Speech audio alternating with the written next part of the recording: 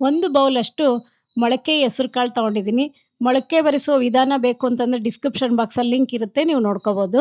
ಹಾಗೆ 1 ಕ್ಯಾರೆಟ್‌ನ ತುರಿದು ಅದನ್ನು ಹಾಕ್ಕೋತಾ ಇದ್ದೀನಿ. 1 ಸೌತೆಕಾಯಿ ಸಿಪ್ಪೆ ತೆಗೆದು ತುರಿದು ಅದನ್ನು ಹಾಕ್ಕೊಂಡಿದ್ದೀನಿ.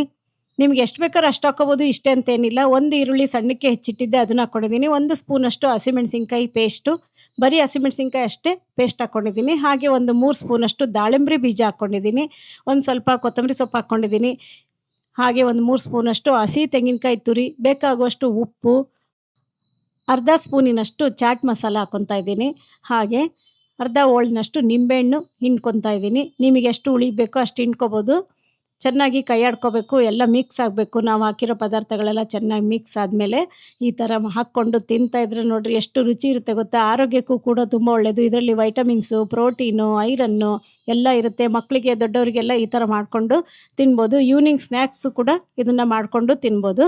ರುಚಿ ರುಚಿಯಾದ ಆರೋಗ್ಯಕರವಾದ ಮೊಳಕೆ ಕಾಳು ಮತ್ತು ತರಕಾರಿ ಸ್ನ್ಯಾಕ್ಸ್ ಮಾಡುವುದು ನೀವು ನೋಡ್ಕೊಂಡ್ರಲ್ವ.